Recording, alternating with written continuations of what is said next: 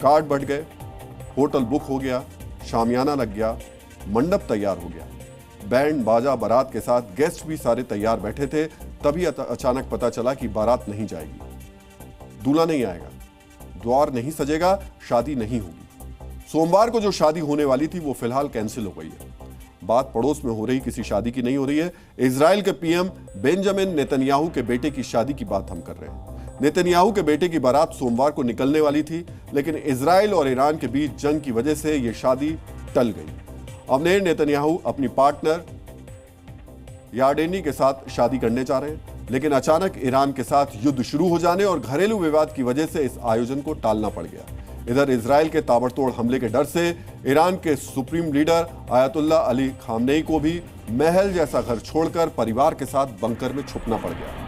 यानी एक leader family की सेफ्टी के लिए बेटे की शादी टाल रहा है, दूसरा लीडर फैमिली की सेफ्टी के लिए बेटे के साथ बंकर में छुप रहा है। द टाइम्स ऑफ इजराइल की रिपोर्ट के मुताबिक जंग के हालात में शादी के आयोजन को लेकर सुरक्षा चिंताएं बढ़ गई हैं। इजरायली पुलिस ने आयोजन स्थल के 100 मीटर के दायरे में लोहे की रॉड और कांटेदार तार लगाए थे। 1.5 किलोमीटर के दायरे तक हवाई क्षेत्र में सिर्फ पुलिस हेलीकॉप्टर्स की एंट्री थी। इसके बावजूद नेतन्याहू परिवार का विवाह समारोह टल गया। रिपोर्ट्स के मुताबिक शादी की तैयारियों में तब भी अवरोध खड़ा हुआ जब सरकार विरोधी प्रदर्शनकारियों ने नेतन्याहू परिवार पर गाजा में बंधकों के कैद होने के बावजूद उत्सव मनाने के आरोप लगाए। संगठनों ने तेल अवीव के उत्तर में किबुत्ज याकुम के रोनिक्स फॉर्म इवेंट हॉल के बाहर प्रदर्शन की चेतावनी भी दी। इजराइल ईरान के बीच वार पलटवार जारी है। इजराइल ने ईरान के हाइफा रिफाइनरी समेत तेल भंडारों को तबाह कर दिया है और आर्थिक रूप से उसकी कमर तोड़ने की कोशिश की।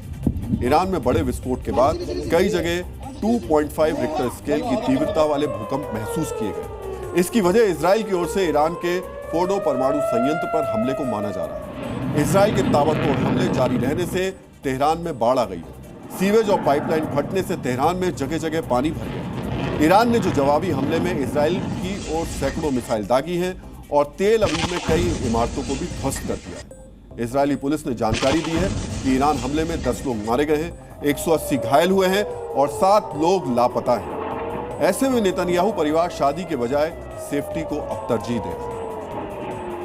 इजराइल और ईरान में चल रहे मिसाइल धमाकों के बीच नेतन्याहू के घर बैंड बाजा और बारात का कार्यक्रम रद्द हो गया, क्योंकि जान लेने वाले धमाकों के शोर में खुशियों के पटाखे फोड़ना ना तो नैतिक है ना ही सुरक्षित है। इस वक्त तेल अवीव से तेहरान तक खुशियां मनाना किसी के लिए खतरे से खाली नहीं है। किसी के लिए नहीं मतलब किसी के लिए नहीं। जी न्यूज़।